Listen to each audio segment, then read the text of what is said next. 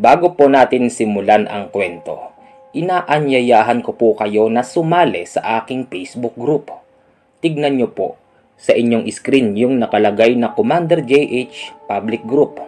Click nyo lang po ang link sa description at mapupuntahan nyo na po yung aking Facebook group. Dito po ay pwede kayo mag-post ng inyong mga sariling story upang hindi na po kayo mahirapan na mag-email sa akin. Pinapaalala ko lang po na kailangan ay maayos po ang pagkakatype ng inyong mga story upang hindi po tayo mahirapan at nang sa ganon mas mapabilis po natin ang paglalapag ng inyong mga kwento sa aking channel.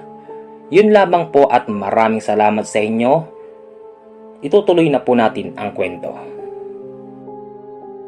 Ang kwentong ibabahagi po natin sa inyo ay padala ng isa nating masugid na avid listener.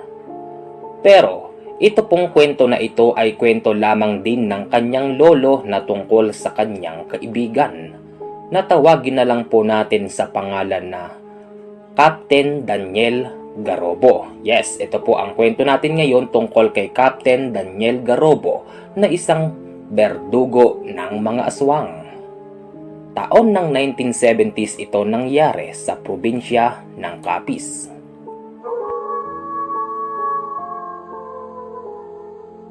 Si Captain Daniel Garobo at ang aking mahal na lolo ay matalik na magkaibigan. Hindi po sila totally na parehas taga-Capiz. Ang lolo ko po ay tubong Bicol habang itong si Captain Daniel Garobo ay taga Bulacan. Nagkakilala po sila noong nagtatrabaho sila sa Maynila. Dito po nadiskubre ng aking lolo yung tinatagong kakayanan ni Captain Daniel Garobo.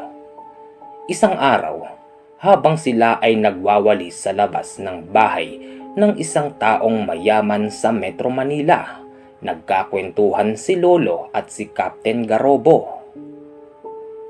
"Pare, mukhang bago ka rito ah. Ano bang pangalan mo, pare?" Wika ng aking lolo. Ako nga pala si Daniel. Daniel Garobo, pangalan ko." Sagot ni Captain Daniel Garobo. Pare, ganda ng katawan mo ah. Mukhang marami tayong mabibihag na chicks niyan dito sa Manila. Hindi naman, pare. Siya nga pala, hindi naman ito ang pinunta ko rito eh. Hindi ako nagpunta rito para mambabae, pare. Ang pinunta ko dito para maghanap buhay at saka, alam mo na, nang mabigyan natin ng magandang buhay ang ating mga anak. Ganun ba? Ayos yan, pare. Isa kang ulirang ama. Habang sila ay nagkukwentuhan, lumabas ang kanilang amo, ang wika nito sa kanila. "Daniel, andyan ka na pala, nagsisimula ka na pala sa trabaho. Halika, may sasabihin ako sa iyo." Ano po yun, boss?" Paglapit ni Daniel sa kanilang amo, kinausap siya nito at sinabing pupunta sila ng Capiz dahil meron siyang bibilin na isang malawak na lupain doon. "Daniel, gumayak ka at sumama ka sa akin sa Capiz. Sa aking palagay, kailangan ko yung isang katulad mo. Tignan mo naman ang laki ng katawan mo, Daniel, hindi ba? Kailangan ko ng panakot sa mga aswang dun." Biro lang, natahimik ka naman, Daniel. Nung mga oras na ito, natahimik si Daniel dahil nga sa nabanggit ng amo niya na aswang. Sa totoo lang, si Captain Daniel Garobo, siya ay merong kakayanan at kaya nitong kumitil ng buhay ng mga aswang. Bossing, baka naman ho pwedeng isama natin si Pilo." "Si Pilo ba ka mo?" "Opo, boss." Pilo, alika nga rito." "Siya nga pala, Commander. Tawagin mo na lang ang pangalan ng lolo ko bilang Pilo." Boss, ano po yun, boss?" "Sinasabi kasi ni Daniel, gusto kanyang isama sa Capiz." Kung gusto nyo rin po, boss, nasa sa inyo naman po yan. Kayo po ang gagastos sa ating sasakyan." "Walang problema sa sasakyan. Ang tinatanong ko, gusto mo bang sumama, Pilo?" Opo po, sige. Gustong gusto ko po yan eh. Balita ko po yung probinsya na yun eh. Marami daw aswang eh. Siyempre po eh, gusto ko rin naman maka-experience na makakita ng aswang. Ikaw talaga, Pilo. Ay, hindi ka na nagbago. Palabiro ka talaga. Eh sige boss, sasama po ako. Lumipas ang 2 araw. Pumunta na sila sa Capiz. Hindi ko na lang po sasabihin, Commander, kung saan gawi sa Capiz. Pagdating nila sa lupa na bibilhin nila, naroon na yung matanda na dapat nilang pagbilhan ng lupa. Magandang araw po. Magandang araw din naman sa inyo, mga iho. Sino ba yung kausap ko rito na bibili ng aking lupain? Ako po yun. Mukhang mayaman ho talaga kayo. Ano ho bang balak nyo sa lupa na ito? Ang plano ko ho sana patatayuan ko ng resort o kaya ng magiging rest house ko para sa tuwing gusto kong mag-relax dito na lang ako pupunta. Saka balita ko marami daw aswang dito, totoo ho ba? Alam mo naman bossing, ang aming probinsya ay kilalang tanyag na marami talagang mga aswang, pero sa ngayon ay alisin mo muna sa iyong isipan ng aswang. Dahil hindi ako aswang bossing ha. Huwag kang mag-alala boss. Kahit abutin po kayo ng gabi rito, hindi ho kayo maaano. Ako po ay hindi aswang ha. Siya nga pala, doon na lang po muna kayo tumuloy sa bahay. Sakto at 2 lang kami doon ng asawa kong matanda na rin. Asan ho yung mga anak nyo at saka yung mga apo nyo? Andoon na sila sa Maynila. Umiiwas na sila dito kasi alam mo na, lahat ng mga tao rito pinagbibintangan na aswang. Pero hindi naman lahat boss. Ay sige ho. Tara bossing, ililibot ko kayo sa lupain na inyong binibili. Sige po, sige. Inilibot sila lolo ng may-ari ng lupa. Tuwang-tuwa si Lolo Pilo at saka yung amo niya sa kanilang nakikita. Bukod sa magandang tanawin at may malinaw na dagat, yung mga puno ay hitik sa bunga na pwede mong kainin. Kumuha si Lolo ng masarap na bunga ng balimbing. Pare, oy, tikman mo nga ito pare. Wika ni Lolo kay Captain Garobo. Pare, sige, ikaw na lang, ingat ka pare ah. Bakit naman pare? Ano bang problema? Balimbing na nga lang na prutas, kinatatakutan mo pa. Pare, hindi ko gusto yung pakiramdam ko rito. Pare naman, sandali ha. Maitanong ko lang pare, ikaw ba ay may lahing aswang? Binatukan daw ni Captain Garobo si Lolo nang dahil sa sinabi nito na ikaw ba ay may lahing aswang. Aray ko naman pare, binibiro lang kita Pare, sige na, samahan mo na lang dun si boss at dito na muna ako. Habang kasama ng aking lolo yung kanilang bossing, si Captain Garobo ay nakatayo sa ilalim ng punong santol. Nakatingala ito doon na animoy merong tinitignan sa itaas. Oy, Daniel, halika nga rito.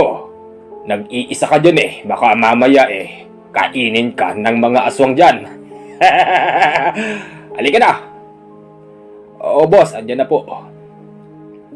Lumipas ang buong maghapon na pagpapasyal nila sa lupa na bibilin ng kanilang amo. Isinama sila ng matanda sa kanilang bahay na luma. Bossing, ito na po ang aming bahay. Dito po tayo tutuloy. Pagpasensyahan nyo na po kung medyo magulo. Luma na po kasi ang bahay namin ng asawa ko. Asan na ba yung asawa ko? Hoy! Halika nga rito! Ising! Halika at ipapakilala ko sa iyo yung bibili ng lupa natin. Paglabas ng babae mula sa kusina, may dala ito na malaking plato at may nakalagay na isang tumpok ng kanin. Ising, siya yung may-ari. Yung bibili ba ng lupa natin? Siya na ang bagong may-ari. Ganun ba? Magandang gabi po sa inyo, bossing. Magandang gabi naman po. Sige po, iiwanan ko muna kayo dahil naghahanda po ako ng makakain. Nung mga oras na ito, amoy na amoy ni Lolo yung napakasarap na niluluto ng matandang babae. Oy, parang Daniel, amoy mo ba yun? Nakakagutom ah. Alam mo pare, dapat hindi ganyan ang pinapakita mo sa probinsya na pinupuntahan mo. Hindi mo kabisado ang mga tao. Daniel, masyado ka namang seryoso. Dapat marunong ka rin makisama. Ha? Hindi po pwede yung lahat na lang pinaghihinalaan mo. Wika ng kanilang amo. Bossing, syempre, doon ho sa amin sa Bulacan, yung lolo ko po ay kilalang tanyag na manggagamot. Syempre po napamanahan ako noon kaya hindi rin ho mawawala sa aking isipan yung mga ganyan lalo na sa mga ganitong klase ng probinsya. Ganun ba? Sa bagay Daniel, hindi kita masisisi sa mga iniisip mo pero kalma ka lang. Ang lupa na pinuntahan natin ay bibilin ko. Dito tayo paminsan-minsan pupunta at magtatalaga ako dito ng caretaker. Sige po bossing. Pagdating ng pagkain, gulat na gulat si Lolo dahil nakita niyang naglalakihang hita ng mga manok yung hinain sa kanila. Madaling kumuha si Lolo ng hita ng manok habang itong si Captain Garobo ay nakatingin lang kay Lolo. O pare, bakit hindi ka pa kumain? Ba't ba nakatingin ka lang sa akin na may para kang nakakita ng momo? Wala pare. Natutuwa lang ako sa iyo para kang hindi kumain ng 3 araw ah. Pare naman. Sarap-sarap ng hita ng manok eh. O iho, ano na ang pangalan mo? Daniel po. Daniel, anong apelyido mo? Ako po si Daniel Garobo. Napakagandang pangalan. Pangalan pa lang matikas na. Kumain ka ng kumain, iho. Walang lason yan, hindi kami mga aswang at hindi namin kayo yayanggawin. Pasensya na po lolo. Sige ho, kakain na po ako. Kinabukasan, inulit nila yung paglilibot doon sa lupa na bibilhin nila. Nagsama na rin sila noon ng isang engineer na magsusukat sa lupa kung hanggang saan ba yung bibilhin ng kanilang amo. At nung maging okay na, lumipas ang 1 linggo at binayaran na ito ng kanyang amo. Ang sabi ng amo nila, Pilo, Daniel. Ano po yun, boss? Boss, ano po yun? Sa ngayon, wala akong makuhang caretaker doon. Kayong dalawa na lang muna ang kailangan na tumira doon upang mapangalagaan yung mga puno na nakatanim sa lupa. Ay boss, sino pong maglilinis dito sa bahay nyo? Sino pong magkakaros ng mga kotse nyo? At saka sino pong mag-aalaga ng mga aso nyong pitbull? Ano ka ba naman, Pilo? Huwag mo nang problemahin yan. Ang dami-dami kong kasambahay dito eh. Wika ng kanilang amo. Walang nagawa si Lolo at saka si Captain Daniel Garobo sa utos ng kanilang amo. Nang dahil dito, silang dalawa ngayon ang naitalaga na tumira sa kapis upang bantayan yung lupa na binili ng kanilang amo. Nagtayo doon si Lolo at si Captain Garobo ng masisilungan. Ginastosan ito ng kanilang amo at matatawag na natin na isang desenteng tahanan yung bahay na ipinatayo doon. Ang sabi naman ni Lolo nung maitayo yung kanilang tirahan. Wow, parang Daniel! Sarap dito! Hindi ako nagkakamali pare, tamang-tama. Dito ako magdadala ng maraming babae pare. Pare, di ka man lang ba kinikilabutan sa sinasabi mo? Ano sabi mo, babae? Ano kukunin mong babae rito? Aswang? Pare naman, masyado ka namang binibiro lang kita pare. Saka, syempre kung magdadala ako ng babae rito, yung galing Maynila, sasabihin ko kay boss na magdala ng babae rito para hindi naman tayo naboboring pare. Sa bagay, tama ka. Lumipas ang 1 linggo at normal naman ang kanilang buhay doon hanggang sa syempre, pag tumatagal ang isang tao sa lugar ay meron na silang nakikilala na kung sino-sino. Lumabas si Lolo at si Captain Garobo sa kanilang tinutuluyan. Lumayo sila ng kaunti doon sa lupa at naghanap sila ng mabibilhan ng sigarilyo. nakakita sila ng isang maliit na tindahan. Merong katabi yun na mga bahay-bahay.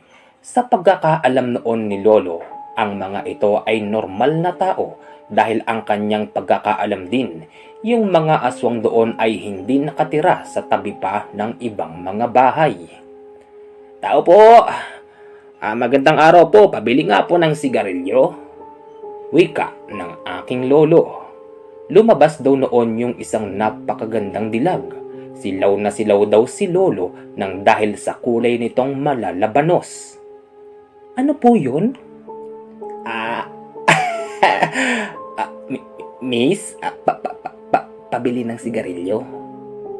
Uy kuya, ba't naman ganyan ka makatingin ikaw Nalulusaw ako sa iyo eh. Miss, sige na, pagbilan mo na ng sigarilyo itong kasama ko yan na lang ang kinabubuhay niyan. Hindi mabubuhay yan pag walang sigarilyo. Hindi baling hindi nga yan kumain basta may sigarilyo, hindi ba parang Pilo? Ikaw naman parang Garobo, masyado mo naman akong hinihiya sa magandang dilag. Miss, pabili nga ng isang pakete. Sige po. Pagkatapos nilang bumili ng sigarilyo, nakasalubong sila ng dalawang lalaki na mukhang galing sa bukid. Nakasuot ang mga ito ng malapad na sombrero, tapos may suot na mahabang manggas at may putik pa sa mga paa. Nakatingin lang ito sa kanila tapos nilampasan na sila ng mga ito. Pagbalik nila sa kanilang tinutuluyan, ang sabi ni Captain Garobo kay Lolo, "Parang Pilo, nakita mo ba yung dalawang nasalubong natin kanina?" "Ay bakit pare, ano meron doon?" "Hindi ko gusto yung mga tingin nila sa atin."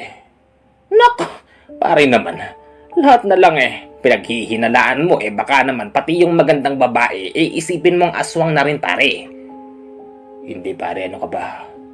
Siya nga pala, umiinom ka ba pare? Medyo matagal na rin tayong magkakilala Kaya lang hindi pa tayong dalawa nagkakainuman. Uminom nga tayong dalawa mamayang gabi pare." "Nako pare, alam mo, ako pa hinamon mo sa inuman. Alam mo sa amin sa Bicol, walang sino man ang nakatalo sa akin doon pagdating sa inuman. Malakas to pare, pang 24 hours to." "Ayos yan ang gusto ko, parehas tayo. Baka naman, ngayon ka palang makakatapat ng taong kaya kang lasingin." "Nako, malabo yan pare. Hindi mo ko kayang lasingin. Tignan natin mamayang gabi O siya, sige." Pagsapit ng gabi, bandang alas 7, pumunta sila Lolo sa tindahan ng magandang dilag. Eksakto naman noon na nakabukas pa ito. "Miss, tao po, pabili nga po ng alak. Lalasingin ko lang tong kasama ko, niyayabangan ako "Ano po yun?" Napakaganda mo talaga to. Miss, ano nga pala pangalan mo, miss?" Ako nga pala si Sheila May." "Wow, ako nga pala si Pilo." "Nice to meet you." Tama na yan. Miss, pabili na nga kami ng isang kahong alak at nang makita na itong kasama ko kung sino niyayabangan niya, sabi niya sa Bicol, wala pa raw taong nakapaglasing sa kanya. Nakakatawa naman kayong dalawa. Teka, bago lang ba kayong magkasama? Medyo matagal na rin. Pero ngayon lang kasi kami magkakainuman na tong kumpare ko Niyayabangan ako, lalasingin niya raw ako di titignan ko. Nakakatuwa naman kayong magkaibigan. O siya, sige, heto, huwag nyo nang bayaran. Teka miss, anong huwag nang bayaran? Nakakahiya naman, baka malugi yung tindahan nyo. Hindi, ayos lang. Nung kinuha nila Lolo yung isang kahon ng alak, dinala nila ito sa kanilang tulugan. Habang sila ay umiinom, napagkukwentuhan nila Lolo at ni Captain Garobo yung probinsya na kanilang kinatatayuan ngayon. Alam mo pare nung wala ka pa, nung ako pa lang ang andoon sa amo natin, sinasabi niya na meron siyang bibilin na lupa rito sa Capiz. Ngayon, talagang plano niyang patayuan ito ng resort o kaya ng rest house, ganyan. Kasi pare, yung amo natin mahilig yun sa adventure. Alam mo, kaya kanya kinuha. Para ituloy mo, nabibitin ako sa sinasabi mo Di kasi pare, yung amo natin na yan, talagang mahilig yan sa adventure. Gustong gusto niyan makakita ng aswang. Kaya nga lang pare, sa tanda niya na daw, kahit isa, hindi pa siya nakakita ng aswang. Ngayon, nung mapagdesisyon na nilang mag-asawa na bumili ng lupa rito sa Capiz, malamang yan ang gustong mangyari ng mag-asawa na yun. Yung makakita ba sila ng mga kakaiba, yung hindi pinaniniwalaan ng mga tao, yung tipong katatakutan ng kahit sino at mukhang may plano yung bossing natin dun pare, sa palagay mo. Palikot din ng utak mo pare, no? Yun nga lang ang plano ng ating amo. Bumili ng lupa rito. Yun lang. Huwag mo nang iniisip yung kung ano. Pare, ito pa ang isang katotohanan pare. Kaya ka kinuha ng ating amo dahil ramdam ng amo natin meron kang kakayanan pare. Alam mo ba yung bossing natin? Merong suot yun na medalyon, malaking medalyon. Base sa mga kwento niya, pag nakakita ro siya ng isang tao, alam niya na kung aswang o manggagamot o kung sino pa man. Pero nung makita kanya pare noon sa palengke, 'di ba sa palengke kayo nagkakilala? Oo pare. Kaya nga 'di ba, inaya ka ng boss namin na magtrabaho sa kanila kasi ramdam ng amo natin na ikaw meron kang kakayanan. Nakakita na ba namang kukulam yung boss natin? Oo! Umiinit nga raw yung medalyon niya pag kami nasasalubong siyang mangkukulam Yung aswang lang talaga ang hindi niya pa nakikita. Kaya nga, nagbibili siya ng lupa rito para makakita siya ng mga aswang. Ganun ba? Lumipas ang 4 na oras na inuman. Medyo nakakaramdam na ng pagkahilo si Lolo Pilo. Pare, sandali lang Ihi lang ako pare. Sandali lang pare. O paring Pilo, bulol ka na magsalita Akala ko ba pare, hindi ka mabilis malasing. Pare naman, hindi ako lasing pare. Sandali, iihi lang ako Habang umiihi si Lolo sa likod ng malaking puno, napansin niya na tila ba merong nakatayo sa gawing kanan niya. Hindi niya ito pinansin nung una dahil inakala niya ito ay isa lamang sa mga puno doon. Ang tagal naman lumabas ng ihi ko. Nakakainis. Wika pa ni Lolo. Kaya pala halos hindi makalabas yung ihi niya dahil yung pakiramdam niya nung mga oras na ito ay kakaiba. Muling napatingin si Lolo sa napapansin niyang nakatayo sa gawing kanan niya. Nakita niya na hindi ito isang puno, kung hindi ito ay tao na nakasuot ng purong itim. Gumagalaw ito habang lumalapit kay Lolo at nung malapit na ito sa kanya, ang wika nung nakatayo kanina. Mukhang bago kayo rito. Anong pangalan mo, kaibigan? Teka! Paano ka nakapasok dito? Sino ka? Huwag mo nang tanongin kung sino ako. Ang tinatanong ko, anong pangalan mo? Pilo ang pangalan ko, Pilo. Parang Daniel! Takot na takot si Lolo nung mga oras na ito. Tinatawag niya noon si Captain Garobo. Paglapit nito kay Lolo, kitang-kita ni Captain Garobo na si Lolo ay sumisirit ang kanyang ihi habang nababasa ang pantalon. O pare, ano nangyari sa'yo? Bakit? Sabi mo iihi ka. Bakit yung pantalon mo pare ang iniihian mo? Ha? Ay, oo nga. Ba't ka ba sumisigaw pare? Kasi itinuturo ni Lolo yung bandang kanan niya. Hindi niya naman na ituloy yung sinasabi niya dahil nawala yung tao doon. Wala pare. Tinawag kita baka kasi kako iihi ka rin. Pare, wag mo nga akong pinagluloloko. Ano ka ba, lasing ka ba o hindi? Hindi pare, ba't naman ako malalasing 4 na oras pa lang tayo nag-iinuman. Meron pang 20 hours na natitira sa akin pare. Para malasing mo ko. Pare, bakit mo naihian? Yang pantalon mo, may nakita ka ba rito pare? Nararamdaman ko pare, merong nakatingin sa atin sa paligid. Pare naman, wala yun. Pilit na pinagtatakpan ni Lolo yung nakita niya, pero kumbinsido si Captain Garobo na merong kakaiba sa paligid. Bumalik sila sa inuman hanggang sa inabot na sila ng madaling araw. Si Captain Garobo nung mga oras na ito ay normal na normal. Medyo mapula nga lang ang kanyang pisngi nang dahil sa mistiso nga pala itong si Captain Garobo, kaya halata mo rito na medyo tinatamaan na ng alak. Pare, medyo lasing na rin ako pare, alam mo ba? Nung papalapit ako sa iyo kanina pare, nakita ko may nakatayo sa tabi mo eh. Aminin mo pare, totoo. Pare, ngayon pa lang ako nalasing ng ganito ah. Totoo nga yung sinasabi mo pare na ikaw yung taong makakapangpalasing sa akin. Alam mo pare, yung nakita ko kanina, nakasuot ng purong itim tapos ulubot yung mukha pare. Kaya nga eh, sino kaya yung mga yun pare? Pare, wag ka na magtaka, aswang yun. Habang pinag-uusapan nila ito, hindi napansin nila Lolo na sa pintuan ng kanilang pinag-iinuman ay meron palang lalaking nakatayo. Ito yung nakita kanina ni Lolo habang siya ay umiihi. Teka, ikaw yung... Oo, ako nga. Masamang gabi sa inyong dalawa. Nagpunta ako dito dahil masyado kayong maingay. Teka, mama, wag mo nga kaming takutin. Ano bang pakay mo rito? Gusto mo bang uminom?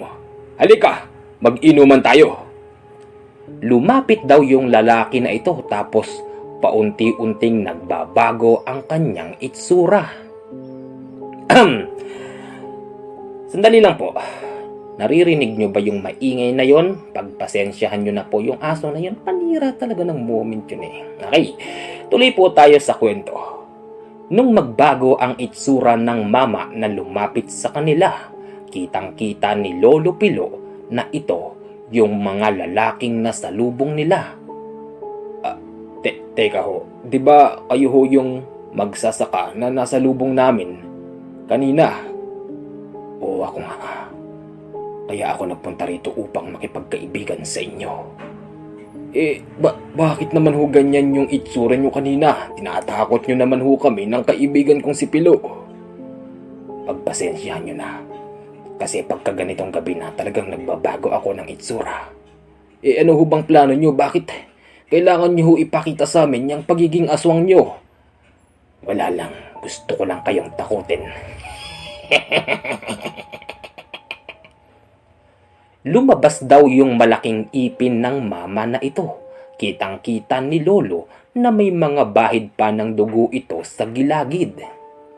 Natatakot si Lolo nung mga oras na ito, lalo na nung uminom ito sa iisang baso na pinag-iinuman nila ni Captain Garobo. Tapos, ang wika pa ng mama na ito. Mga kaibigan, sama-sama na tayong iinom sa iisang baso. Walang aalis ah.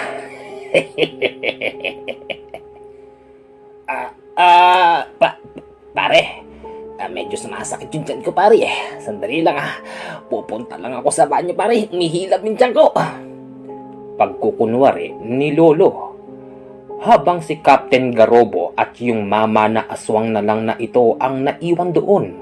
Kitang-kita rin ni Lolo na hindi natatakot si Captain Garobo sa harapan ng mamang aswang.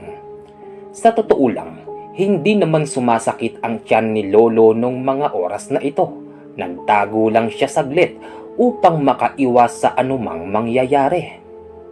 Ang sabi ni Captain Garobo sa mamang aswang, Mama, alam ko na aswang ka.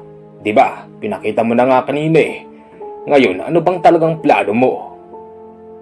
Ano nga palang pangalan mo? Ako si Daniel Garobo, taga Bulacan. Ikaw, anong pangalan mo? Napakaganda ng pangalan mo. Pangalan palang matikas na. Alam mo kaibigan, hindi ako pumunta rito upang kung ano ang gawin sa inyo. Napakabait kong tao. Gusto ko lang magkaroon ng mga kaibigan na bago. Teka, hindi ba kayong mga aswang natatakot kayo sa alak? Ayaw nyo nga ng alkohol, hindi ba? Kumporme yan sa aswang. Kami ang mga aswang na pwedeng uminom ng alak. Ako ay isang gabunan. Ganun ba? Asan yung mga kasama mo? Anong kasama sinasabi mo? Huwag mo nga ako lukuhin. Alam ko na meron kang kasama. Sige, ganito. Palalabasin mo ba yung mga kasama mo o hindi? Magaling. Tama ang hinala ko sa'yo na ikaw ay may pambihirang kakayanan. Mga kasama, lumabas na kayo at makipag-inuman tayo sa mga dayo. Nung sabihin ito ng mamang aswang, nagulat si Lolo dahil mula sa kanyang likuran na pinagtataguan ay merong dalawang lalaking maitim ang lumabas dito. Gulat na gulat si Lolo dahil hindi niya alam na meron palang mga nakatago sa likuran niya na hindi niya nakikita. Kinalabit pa si Lolo ng isa sa mga ito ang wika pa nun. Pare, lasing ka na? Inuman tayo. Halika na. Inuman tayo dun, pare. Lasing na ako, pare Antok na nga ako Nagbagsak-bagsakan si Lolo nung mga oras na ito. Nung bumagsak siya sa lupa, tumama pa yung ulo niya sa isang tipak na bato na kasing laki ng kamao. Inakala naman ng mga aswang na ito na totoong lasing na si Lolo. Pero ang totoo, nakaramdam ng matinding pagkahilo si Lolo nung tumama yung ulo niya sa isang tipak na bato. Bumangon si Lolo at nung makita niya yung mga kaharap ni Captain Garobo, nasa 7 na ang mga ito. Hoy pare, halika nga rito. Huwag mo kong aartihan ng ganyan Sabi mo pang 24 hours ka na inuman. Paglapit ni Lolo sa kanila, madali siyang inakbayan ng dalawa sa mga aswang. Ay mga pare, huwag niyo naman akong akbayan. Nahihilo na nga ako Parang Daniel, baka naman pwede. Nahihilo na ako talaga, pare. Pare, seryosong usapin to. Meron tayong kaharap na mga bisita, pero para sa kanila, tayo ang mga bisita dahil dayo tayo rito. Mga kaibigan, sa totoo lang, hindi naman ako natatakot sa inyo Kahit saan tayo makarating ngayon, lalabanan ko kayo. Masyado ka naman yatang seryoso, Daniel Garobo. Huwag kang masyadong mainit. Darating tayo dyan. Ubusin muna natin itong alak na ito. Inubos ng mga aswang na gabunan yung alak.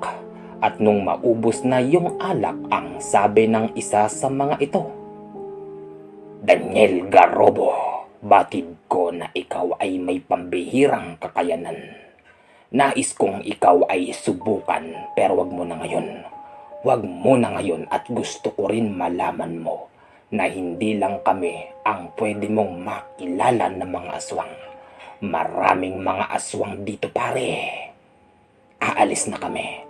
At sa susunod na linggo ay susubukin ko ang iyong lakas. Matapos nun ay umalis na yung mga aswang. Hindi naman sila ginalaw ng mga ito.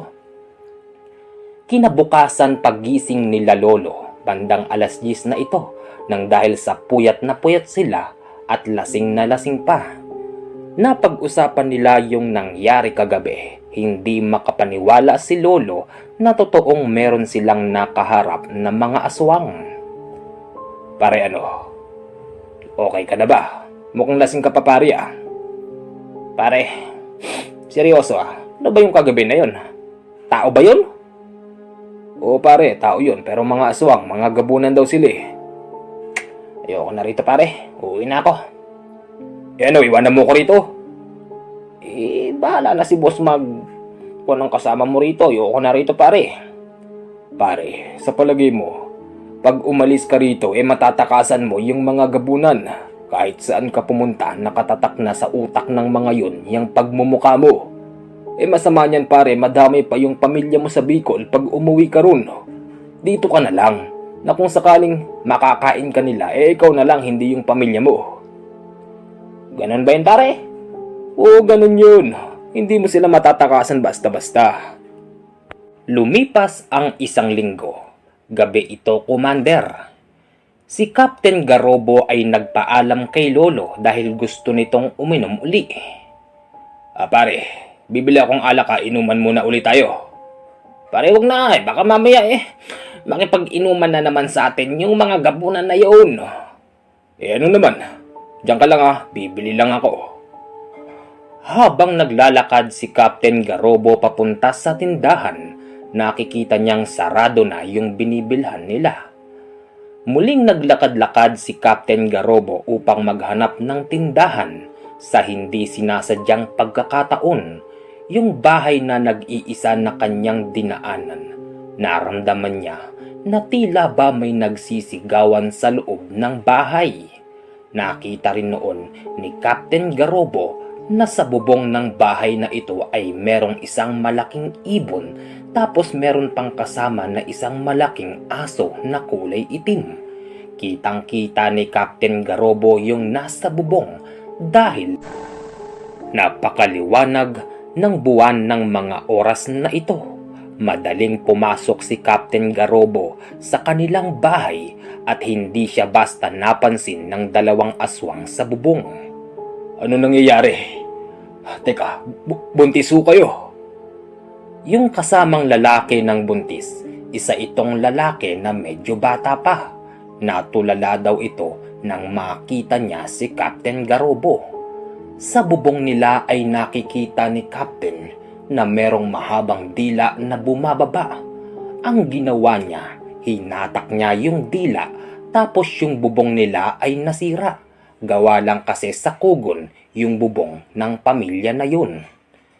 Bumagsak sa kanilang harapan yung aswang na merong pakpak. Tapos napakapangit ng mukha nito.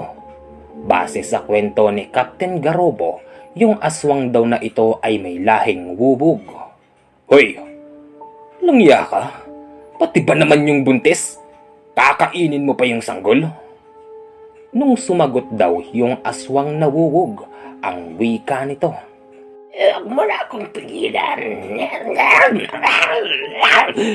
Kakainin ko ang buntis na ito. Napakapangit mo pala. Mabilis na sinipa ni Captain Garobo yung aswang. Lumugampit ito sa labas ng bahay at nung sundan niya ito, dito niya nilabas ang kanyang punyal.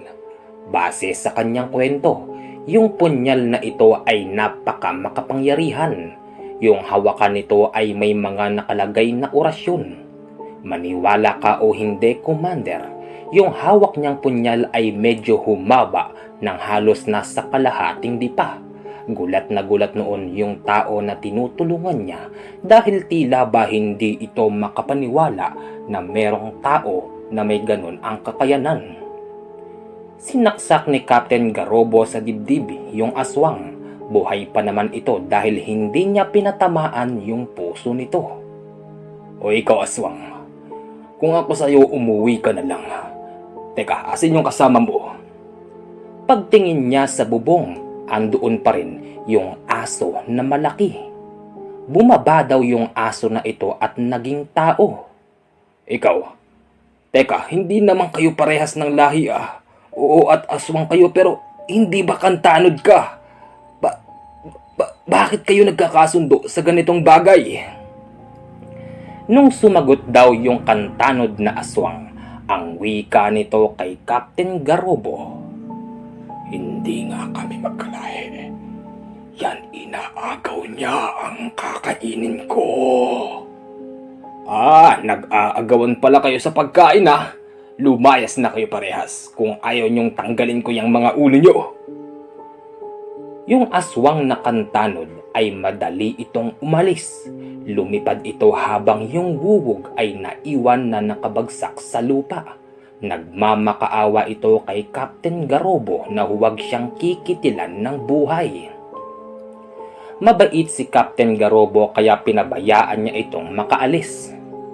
Kinabukasan, nagulat si Lolo at si Captain Garobo na may mga taong pumupunta sa kanilang tinutuluyan.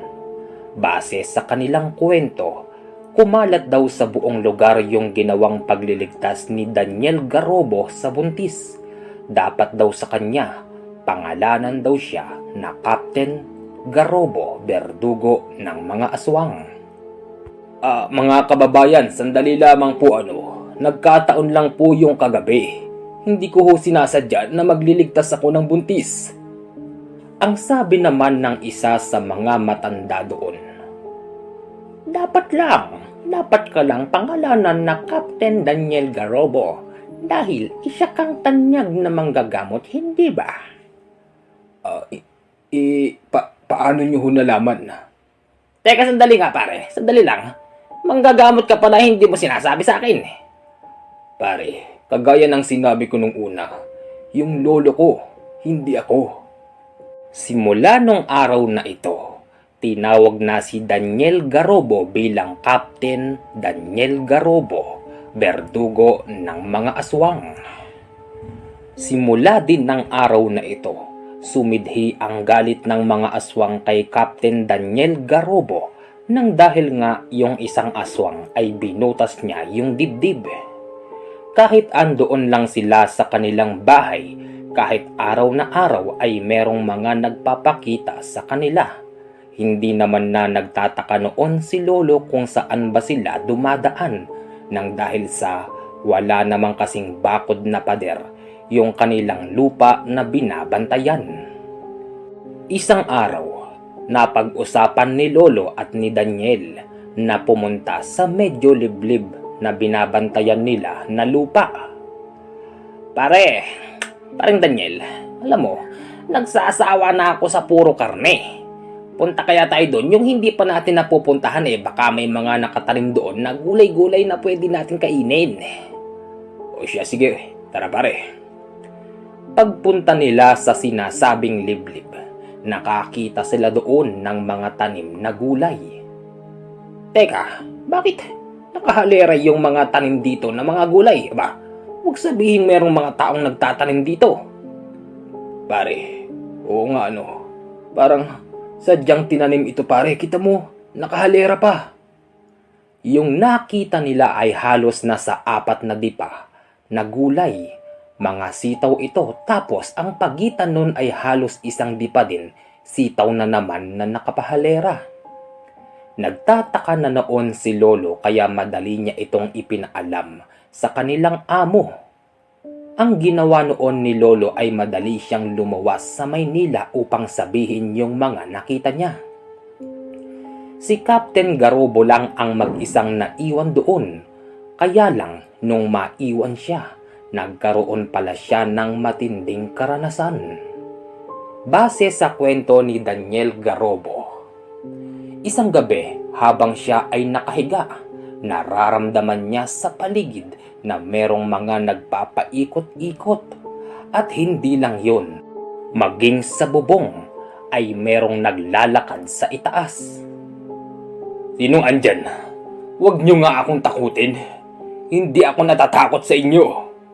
Wika ni Captain Garobo.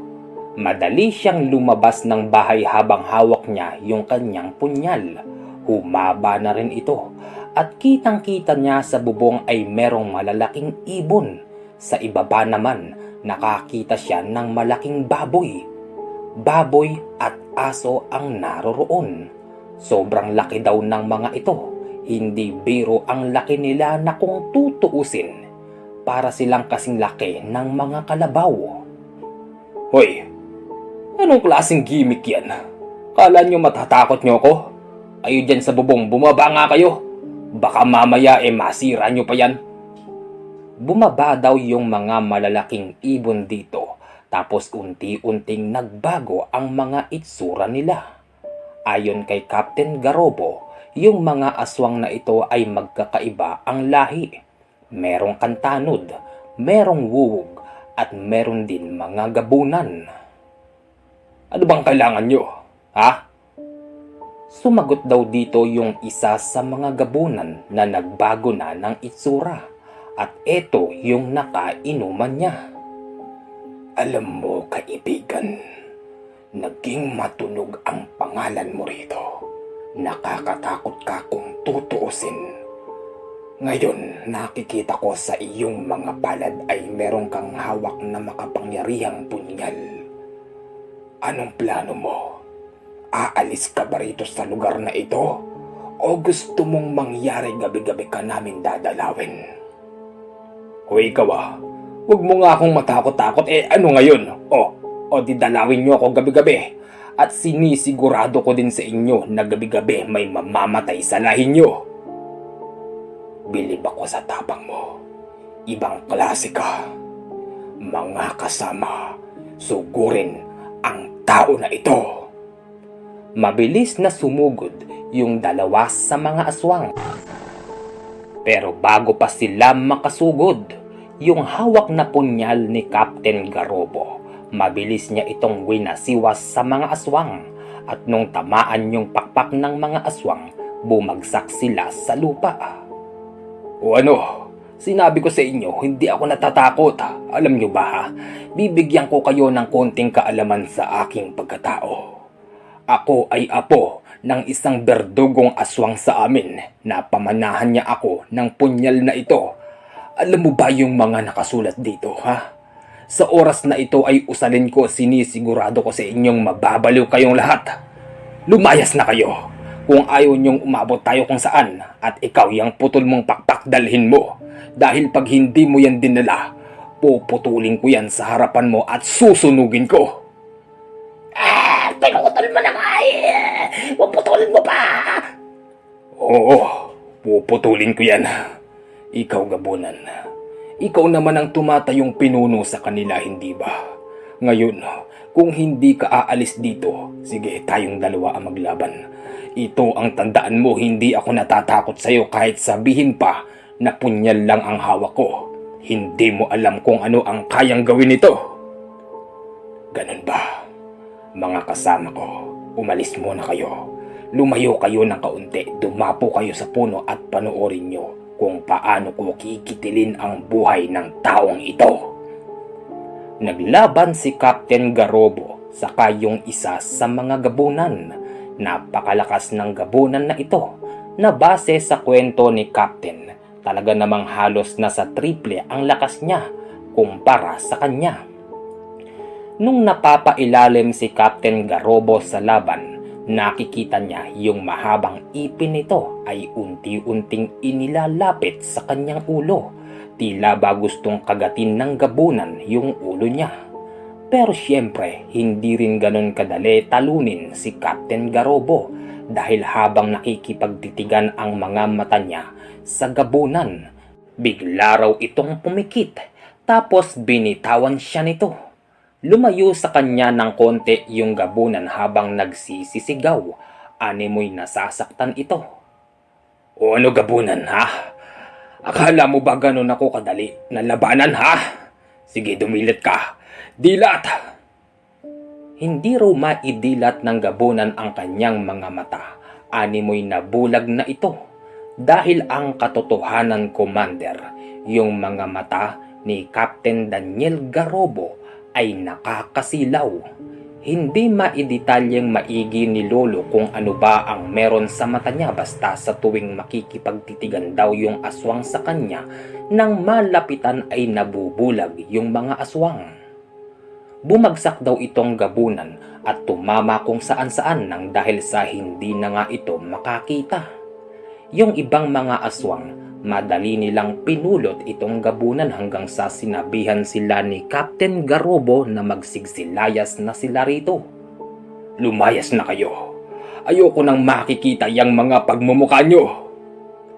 Pag-alis ng mga ito, muli nang natulog si Captain Garobo pero bandang 3:00 ng madaling araw, nagulat siya sa sigaw ng isang matanda sa labas. Humihingi raw ito ng tulong sa kanya at sinasabi noon na kailangan niya ng tulong dahil yung kanyang apo ay inaaswang. Hindi nakatanggi si Captain Daniel Garobo nung mga oras na ito. Madali siyang sumama sa matanda at isinama siya nito sa isang liblib na lugar dahil andoon daw yung kanilang bahay. Nakita ni Captain Garobo na yung bahay nito ay butas-butas. Mama, asan na ho yung sinasabi nyo? Andyan lang sila kanina. Nawala naman na. Anak, ano nangyari sa'yo, anak? Hingal na hingal daw yung matanda nung mga oras na ito. Wala naman na yung sinasabi niyang aswang. Pero nakaisip ng paraan si Captain Garobo. Ang sabi niya doon sa matanda na aalis na raw siya dahil inaantok na siya. Pero ang katotohanan, ang ginawa niya ay itinago niya ang kanyang presensya. Tapos nun ay nag-abang siya magdamag. Bandang alas 4, heto na. Dumating na yung inaabangan niya. Kitang-kita niya yung napakalaking baboy na umiikot-ikot sa bahay ng matanda. Sa loob ng bahay ng matanda andoon pala yung apo niya tapos yung mga anak niya. Nakita ni Captain Garobo na itong malaking baboy ay biglang binangga yung pintuan nila na gawa lang sa kahoy. Madaling nagtatakbo si Captain Garobo sa bahay na ito. At nung makita niya yung baboy na malaki, unti-unti itong nagiging tao. Sigaw naman ng mga tao sa loob, "Ikaw pala yan, matagal ka nang pumapasok dito sa bahay namin at nagkukunwari ka lang na nagiging concern sa buntis na anak ko." Sigaw yun ng matandang lalaki. Pumasok si Captain Garobo sa bahay at ang wika niya doon sa baboy na naging tao. Hoy, tignan mo ko. Langya ka? Dapat sa'yo ha? Dapat sa'yo kinakarni eh. Napatingin sa kanya yung malaking baboy na naging tao at ang wika nito kay Captain Garobo. "Teka! Kilala kita! Ikaw yung namamayagpag ang pangalan dito, Bertugo ng Aswang. Hindi ba ikaw yon?" Ako nga, halika nga. Hinawakan ni Captain Garobo ang kanang kamay nito at sa kanya hinagis sa labas. Nung maihagis niya na ito sa labas, nilabas niya rin ang kanyang punyal habang itong aswang ay nagmamakaawa na wag siyang kikitilan ng buhay. Sandali lang. Huwag mo akong kikitilan ng buhay. Hindi ko naman sila anuhin eh. Anong hindi ha? Kanina napakalaking baboy mo. Ngayon, naging tao ka na? Anong plano mo? Bakit ka naging baboy ha? Kaibigan ko yun. Kaibigan ko yun eh. Hindi ko naman sila anuhin eh. Kung hindi mo sila aanuhin, bakit ka nag-anyong baboy? Tatarakan niya na sana ng kanyang punyal sa dibdib yung malaking baboy na naging tao nung biglang lumapit yung matandang lalaki sa kanila. Ikaw pala yung madalas na pumapasok dito sa bahay namin. Totoo nga ang kasabihan na hindi makakapasok sa bahay ang isang aswang hanggat hindi mo pinapayagan. Nang dahil sa pinapayagan ka namin na makapasok sa bahay namin, ngayong aswang ka na, madali ka nang makapasok, isa kang hunyango. Captain Daniel Garobo, ikaw na po ang bahala sa aswang na ito. Sige po, walang problema. Dapat sa iyo tanggalin din yung ulo mo sa katawan. Nagiging baboy ka pa para makapanakot. Tinanggal ni Captain Garobo yung ulo ng aswang. Sabay wika ng, "Yan ang nararapat sa inyo. Walang hustisya ang dapat sa inyo dahil hindi kayo mga tao." Nanggagalaiti sa galit si Captain Garobo, sabay umalis na ito at nagpaalam sa pamilya na kanyang tinulungan. Pagsapit ng umaga, dumating na si Lolo at ikinuwento niya kay Lolo yung mga nangyari. Pare, teka, ilang araw lang ako nawala. Mukhang ang dami mo na yatang nakalaban na aswang dito. Siya nga pala, sila boss, mamaya susunod dito. Nung dumating na yung oras na pagdating ng kanilang amo, ang bungad agad ng amo sa kanila. Daniel, totoo ba yung mga nabalitaan ko? Ay nako, napakarami pala talagang aswang dito. Pero huwag kang mag-alala, yan ang gusto ko. Boss, totoo po, napakaraming aswang dito. Bakit ba dito nyo pa gustong tumira? Hindi ba dapat sa Maynila na lang para tahimik po ang inyong buhay? Daniel, hindi mo ko naiintindihan. Sige, kukwentuhan ko kayo ng katotohanan. Alam nyo ako ay laki sa hirap. Ang mga magulang ko ay isang pahig, isang tuka. Ako ay laki sa buhol at ang aking mga magulang ay biktima ng mga aswang. Naniniwala ako na dito sa lugar na ito, dito ko matatagpuan yung aswang na hinahanap ko. Boss, akala ko po hindi pa kayo nakakakita ng aswang. Pilo, hindi ko lang sinasabi ang totoong dahilan ko. Pero ito ang totoo, Pilo. Gusto kong mahanap yung taong kumuha sa aking mga magulang. Matagal na panahon na ito nangyari pero hanggang ngayon, sariwa pa rin sa aking isipan yung mga nangyari. Boss, masyado na po yatang mainit yung ulo nyo. Pasensya na po kayo, boss, kung nasabi ko pa po yun. Ayos lang, Pilo. Tama lang na ikwento ko sa inyo at malaman nyo ang aking totoong dahilan. Yung buhay namin noon ay napakahirap lamang. Pumaparehas naman kami ng laban araw-araw pero bakit yung magulang ko pa?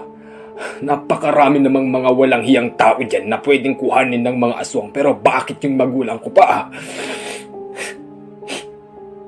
Umiiyak yung amo nila lolo nung mga oras na ito. Maging yung asawa ng kanilang amo ay hindi mapigilan ang pagluha. Daniel, gusto ko yung ginawa mo. Kahit sabihin na wala ako sa lugar at wala ako sa oras nung mangyari ito.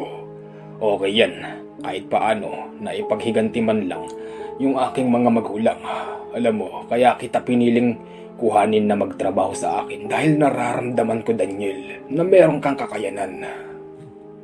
Boss, kaya ho pala, nung makita nyo ko sa palengke, bigla nyo kong nilapitan kahit hindi po tayo magkakilala. Yun ang totoo, Daniel, dahil ako ay merong suot na medalyon. Alam mo, magmula nung mawala yung magulang ko, naging interesado ako sa mga bagay na ganito.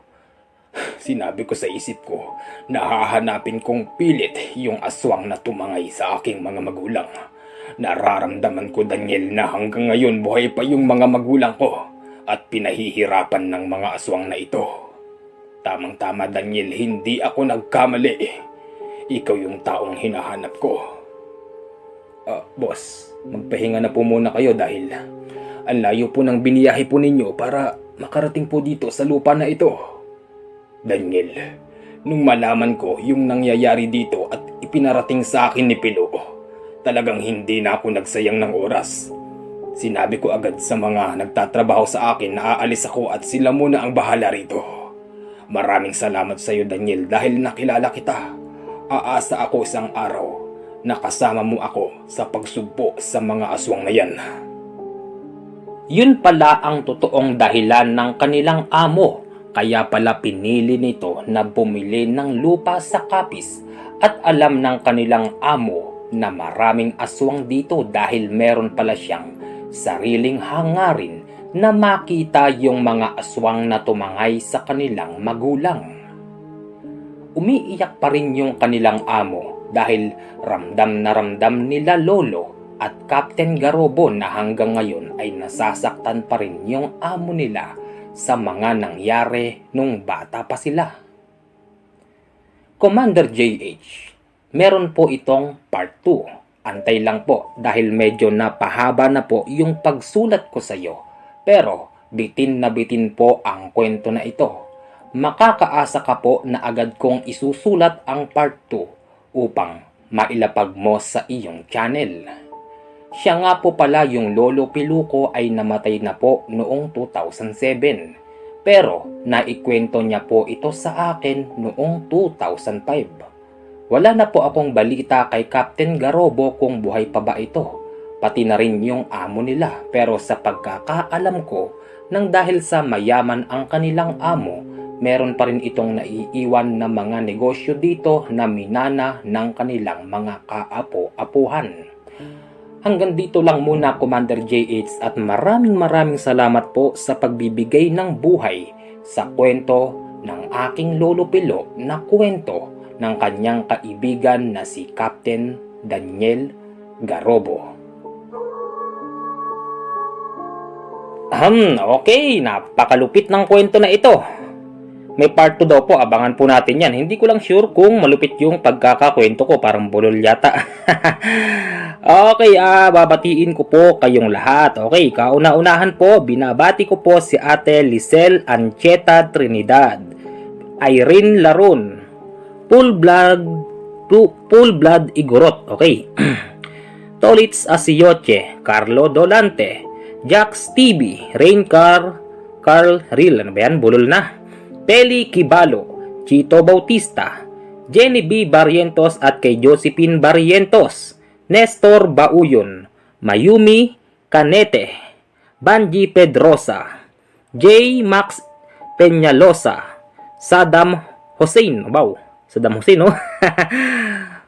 Mabik Salsona, Lourdes de Jesus, Nilo Ando, at kay Masyusha Ana, Dan De Villar, Erwin Marco, Masyusha Ana, Jeric Good, uy, lupit Nenita Delpin, Pancho Ablen, Ariel Ramirez 23, Milan Canete, Bless Nabaha, Tess Flores, Jaynard Francisco, David Diaz Jr., Adrian Tulug, Francia Garcia, Paul Pamplona, Ria Rigante, Marian Ide, Carlo Dolante, Wilson Elupre, Marites Sato, JPN, Dennis Grande, Wilson Elupre, ay, naulit, Love Tamayo, Flash, Catalina Draper, Janet Adug, Jeremy Gurley,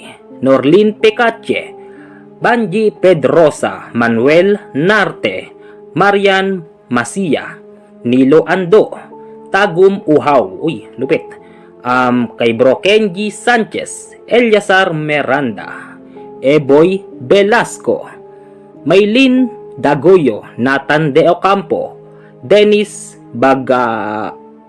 ewan ko, nakalimutan, sorry po, Warren Quezon, J. Palo, Ana Ponaki, Brian Acanto, Rolando Gutierrez, Philip Laquipo Reyes, Janet Andug, Journey Acob, A. Raulio, Adrian Sakdalan, Wilson Elupre, Mark Angelo at kay Chis Mabet, Santiago Abistado, Norby Dorion, Joyce Pañez, Marocco 25 Solis, Leo Urbano Esnardo Talon, Jed Liam Pornis, Marlon Anthony, yung hindi naniniwala sa ating kwento pero nag-aabang po ng kwento.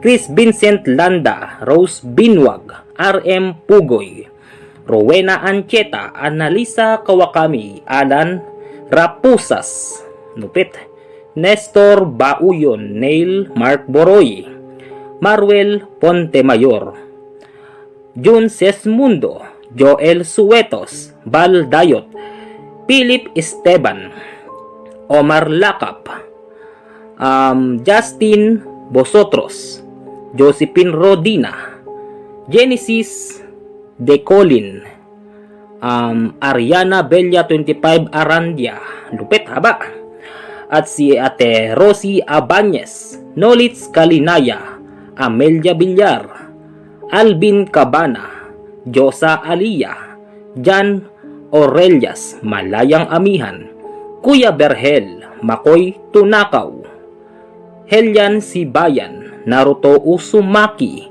Misora Aguas, Angeli Baby, Akira Peria, JB Bandoha, Badria Banglay, Ronald Alcoroque, Analisa Gado, Eliazar Miranda. Sino ba tong incheck na to? Hindi ko mabasa. Sorry po RBJ Vlog Lister, Jeffrey Bersabal, Fernando Mariano, Omar Lakap, sino pa ba? Nitz Jimenez, Dave Bustamante, Katkat Relucio, Rex Mojica, J. Rosette, Yodsky the Best. Ayan, sino pa ba? Naruto Uzumaki, Michael De Paz, Jairo Obamos. Ano ba yan? Ang hirap naman basahin ng mga pangalan nyo. Ambo Almohuela, Terces Blanco, Jan RB Sobere. Sino ba? Gilbert Arañez, Jerry Watwat, Angelito Barot, Bok Homdal, JP Alejandro. Okay, sino ba? Wala na ba? Beck Laurel, Vicky Velarde. Nadoble na ata yung mga pangalan. Boss Batak, Lori Villaruel, Marlon Bautista, Aliana Butcholoy pala, Rico Perez, Sena Palmores, si Weng Javier. Okay, wala na po binabati ko po si Tita Florencia de Guzman, binabati ko po si Bro Ray de Guzman, binabati ko po si Bro Fernando Taong, si Bro Julius Tade at si Ate Maya Lori. Okay, sa mga gusto pong magpabati dyan, gagawa po ako ng pin comment tapos doon po kayo mag-reply. Okay, pahabol Jean Gicol, Reynalyn Sigera, GMT Official, Albert Hiyaw, sino pa ba? Wala na. Richard Biray, Randy Montero. Wala na.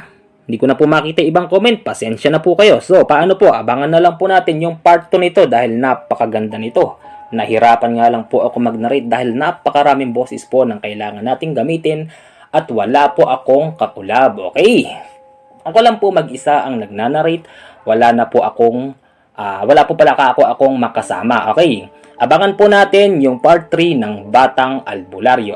Ganti ng Batang Albularyo dahil nandito na po ito sa ating email. Babasahin na lang po natin. Mahaba rin ito. Parang nasa 40 minutes po. Ganon. Okay, enjoy na lang po kayo at maraming salamat po sa inyong lahat.